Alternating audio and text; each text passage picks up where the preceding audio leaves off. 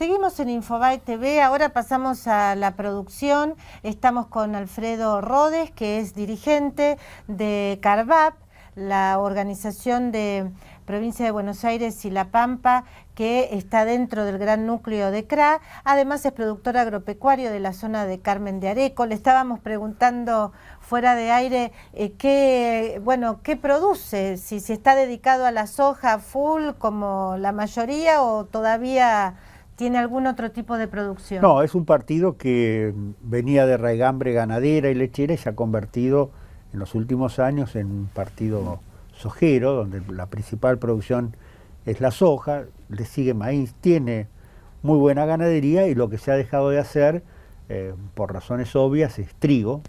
¿Cuáles son esas razones obvias? ¿Por qué se deja de producir trigo en la Argentina? Porque donde puede ser sustituido, el productor está cansado de que se le maneje el precio, se le cartelice el mercado, no tener reglas de juego claras. Entonces directamente en la zona donde lo puede sustituir, como es el norte de la provincia de Buenos Aires, lo sustituye o lo siembra muy moderadamente. O sea que usted hace soja, maíz y ganadería. ¿Y qué pasa con la carne? Bueno, entre el ganado y la carne que llega a la góndola hay un trayecto enorme. Pero... Hay un trayecto enorme. Lo que es bueno es que la población sepa que, bueno, el productor hoy que cuenta con, se han recompuesto los precios, el precio, un muy buen precio, es 16 pesos por kilo de hacienda y llega al mostrador por ahí a 70 pesos. Bueno, en ese proceso ocurren muchas cosas de las cuales el productor no está involucrado. El productor produce eficientemente, saca su hacienda en menor tiempo, se ha reducido el peso de faena también por factores de gobierno o políticas desacertadas, pero no es partícipe de ese precio desmesurado que hay en el mostrador.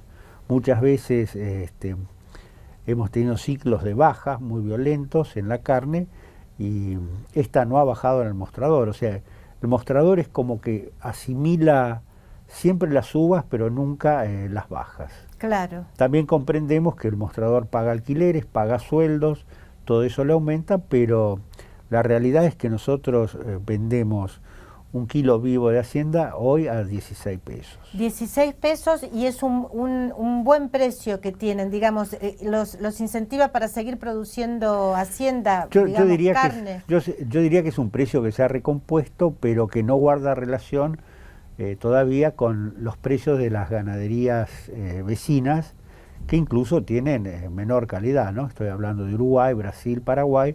Tenemos un precio retrasado respecto de esos países, ¿no? ¿Y por qué está retrasado? ¿Porque no se exporta?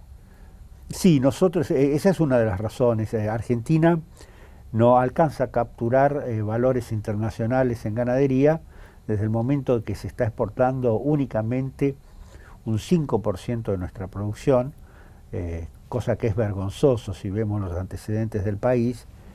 Y con ese 5% el precio internacional no influye, por eso vemos totalmente como un dislate políticas que dicen cierro la exportación para que no suba el precio para que bajen interno. Los precios de la carne. O sea, ¿usted piensa que esa decisión de cerrar la exportación de carne no beneficia, digamos, no facilita que bajen los precios de la carne? Mire, no lo pienso solo yo, lo piensa el mundo. Es muy difícil encontrar países en la historia de que por privilegiar un precio interno de un producto dejen de exportar algo que el mundo está dispuesto a pagarle mucho más. Hubo casos como el aceite de oliva en España, en la propia Grecia, donde ellos han hecho el sacrificio por obtener divisas, de mermar el consumo interno o sustituirlo. En la Argentina es muy fácil sustituir carne, de hecho se ha hecho por carne de aviar o por porcina, pero también debemos decir que Dios es argentino, porque los cortes que nosotros privilegiamos en el consumo interno no son los más valorados y que se quieran en la exportación. O sea, podría ser un buen complemento. Es un muy buen complemento. Entonces, si uno vende están tan bien afuera, cortes caros, donde son especialidades, donde el mundo siempre los reconoce a pesar de los avatares argentinos, después puede vender mucho más barato internamente. ¿Por qué no se hace, Alfredo Rodes? ¿Por qué no se implementa algo lógico? Porque es muy difícil que este gobierno actúe con lógica. Ustedes lo verán en un montón de medidas. Aparte, esto no es nuevo, esto viene del año 2006, donde a Néstor Kirchner paró los embarques de carnes que tenían que salir al exterior por un solo capricho. Ellos quieren manejar cantidad y precio, algo que sabemos que en economía no se puede hacer. Entonces nos perdemos un montón de oportunidades en el mundo y hoy es muy triste y gracioso a la vez. Argentina figura en las estadísticas internacionales como exportador de carnes en el rubro otros.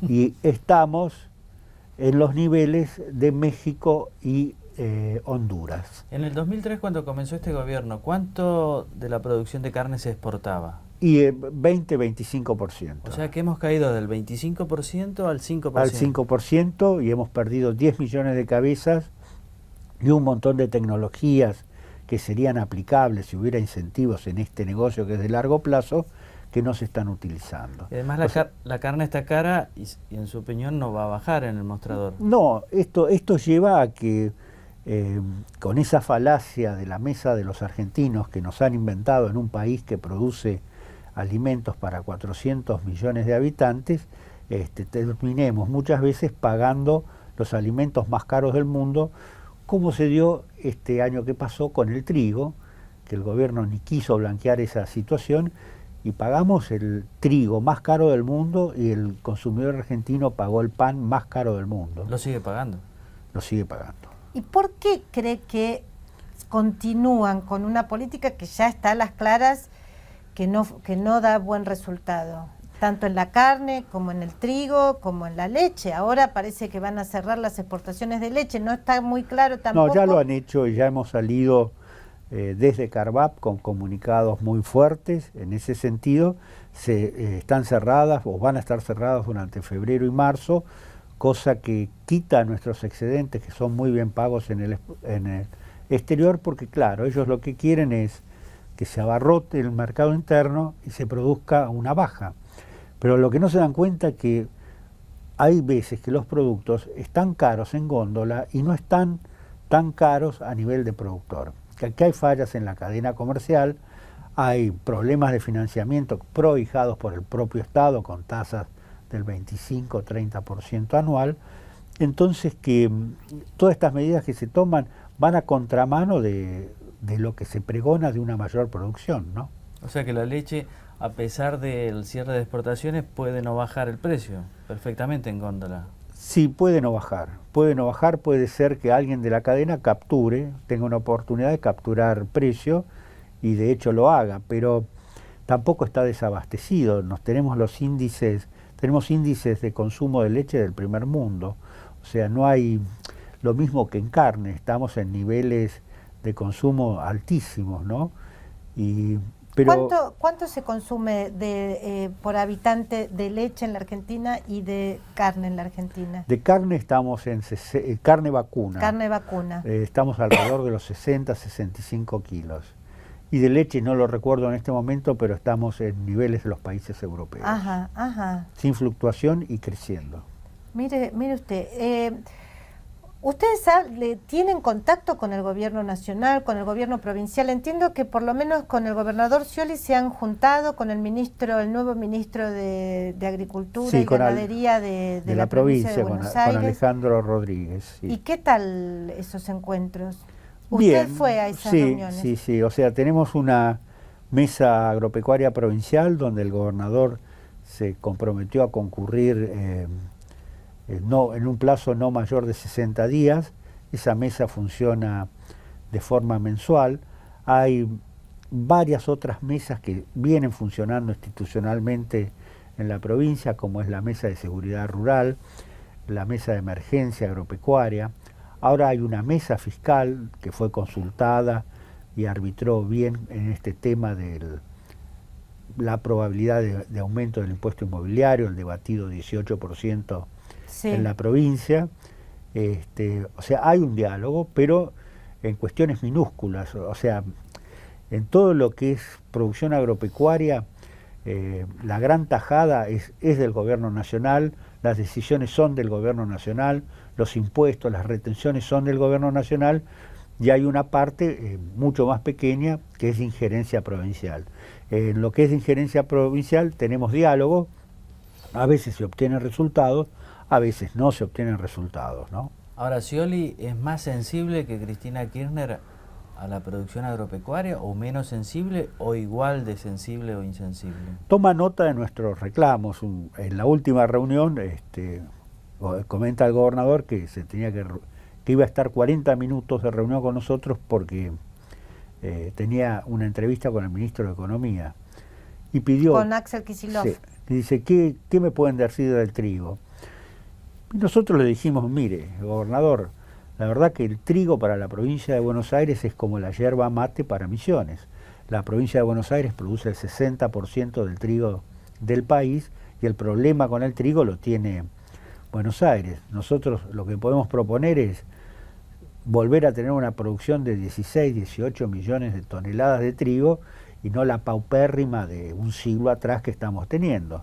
Y si, bueno, ¿qué es lo que hay? Hoy, ¿de cuánto es la producción de trigo en la Argentina? 8, 9 millones. O sea, la mitad de lo que podría producirse. Y son las superficies sembradas menores en 110 años. Impresionante. Impresionante. El gobernador pregunta, bueno, pero ¿qué medidas se tienen que adoptar para hacer lo que ustedes dicen? No, lo bueno de esto es que no hay que adoptar medidas, hay que tachar medidas. O sea, no hay que hacer nada, hay que dejar que los mercados funcionen como funcionan normalmente. Por supuesto que el Estado tiene el rol de control y vigilar, pero no puede hacer lo que estuvo haciendo durante estos 6 o 7 años, que es regulando al mercado, que el trigo que el productor cobraba en una semana lo pase a cobrar a 40 días, de no saber a quién vendérselo, de decir, bueno, ahora compra la exportación, bueno, ahora no compra más la exportación, ahora compra el consumo, y eso produce que no haya competencia, y entonces el productor no tiene precio, no sabe a quién vendérselo y no lo siembra. Qué difícil es explicarle a este gobierno que lo que hay que hacer es nada. Exactamente, es rarísimo que una medida que incentive producción sea no hacer nada, dejar que funcione la naturaleza, la inventiva del productor, que por otro lado es tan así que, por ejemplo, la mitad del trigo que se hace en Uruguay, que creció muchísimo, está hecho por argentinos. La mitad del trigo uruguayo es consecuencia de la siembra de productores argentinos que han ido a hacerlo allá sin trabas y le han dado un beneficio al Uruguay terrible, ¿no? Entonces se ha llevado la tecnología, que ellos a su vez la adquieren, y tienen una muy buena producción de trigo, la mitad hecha por argentinos. Tal vez el problema sea más ideológico del gobierno respecto de la producción agropecuaria. Yo creo que sí, o sea, no sabe qué es el campo, cree que es un sector primario, cree que son commodities. Uno puede hablar de que el trigo es un commodity cuando, por ejemplo, en Francia se sacaban 1.500 kilos, pero cuando se cosechan 6.000 kilos de trigo, la cadena de valor está antes de la siembra. ¿Por qué no nos explica cómo es eso? ¿Cómo es que se logra pasar de 1.500 kilos de trigo por hectárea a 6.000 kilos de trigo por hectárea? Con genética, con fitosanitarios de altísima calidad, con ingenieros agrónomos que han desarrollado variedades y nos han dado esta posibilidad. O sea, la tecnología que uno ve en el grano no es el simple commodity que uno podría hablar a 80 años atrás. A estos niveles de rindes hay toda una cadena de valor que tiene ese trigo agregada, lo único que lo tiene en la etapa inicial.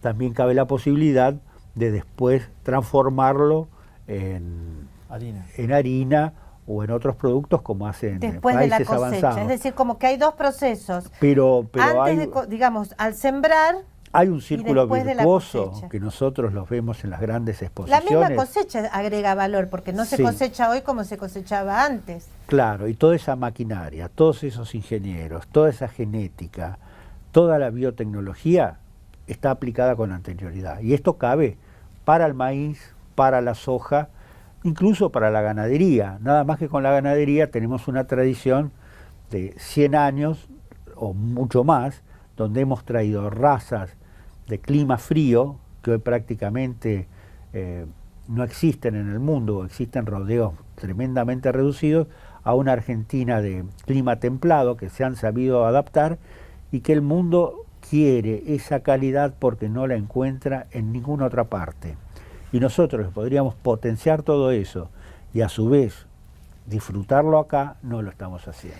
Aquí nos dijo, perdón, un consultor que trajimos nos dijo un tema interesante, y es que el gobierno no estaría desesperado esperando en marzo, abril la liquidación de la soja si se exportara normalmente trigo y maíz en noviembre, diciembre, enero, febrero, tendrían la liquidación del trigo y el maíz. Sí, nosotros le calculamos al gobernador que estaban perdiendo de liquidaciones por trigo en diciembre, de ser una Argentina normal, de alrededor de 3.000 millones de dólares. ¿Qué dijo el gobernador? Que llevaba la inquietud al ministro. Bien, creo que hay una relación, Silvia, con lo que decía Fernando Iglesias, nuestro invitado anterior, en el sentido de que el problema de los Kirchner es que vienen de una provincia donde no hay esta producción central en la Argentina, que es la producción agropecuaria. No la conocen. Porque lo que usted está diciendo es un poco lo que nosotros, en el interior por lo menos, aprendíamos en la escuela primaria y secundaria, del gran valor agregado de la producción agropecuaria. Sí. Pero me parece que los Kirchner vienen de una región donde eso no existe. Sí, consideran a nuestra actividad como algo extractivo. Y tal es así que por eso tenemos ese tipo de impuestos totalmente distorsivos, como son las retenciones, que independientemente que uno la juzgue como la juzgue, no es muy ético cobrarle impuestos a aquel que está perdiendo plata. Entonces, cuando yo le exijo a alguien que me dé el 35% de su producción, sin importar si esa producción le dio un balance positivo, se está cometiendo grandes errores. Y eso también es lo que lleva a que la frontera agropecuaria del país no avance en la medida que tiene que avanzar, porque se están produciendo procesos de transformación agropecuaria en el mundo de muchísima calidad y de muchísima amplitud. Y acá seguimos todavía con el sueño de las 100 millones, que ya lo hemos alcanzado, los 160 millones que los propone el gobierno, y nosotros hemos hecho trabajos como mesa de enlace de entidades, que sabemos que es fácil conseguir, representan alimentar a 200 millones de habitantes más, de recolectar 15, 20 mil millones más de dólares, de 15.000 millones más de dólares de divisas. Y bueno, sin embargo, todo eso está ralentizado. Sin embargo, última pregunta, por lo menos de mi parte, no sé si Seferino tiene otra pregunta más. Sí. Los chinos, una empresa privada, sí, estatal china, compraron, Nidera, o aparentemente compraron la operación externa, lo que se llama el trader de Nidera, una gran empresa, sí, que está sentada en la Argentina. ¿Eso para usted es una buena noticia o una mala noticia? No, yo creo que sí, es una buena noticia, es una señal. Es una señal de cuál es el empuje chino. Siempre decíamos que cuando China empezara a comer carne iba a haber una revolución. Bueno, los chinos ya están comiendo esos 100 gramos o ese kilo de carne por habitante. Eso lleva a que el aumento de que quieran importar 1.500.000 toneladas de carne que el mundo hoy no se las puede proveer.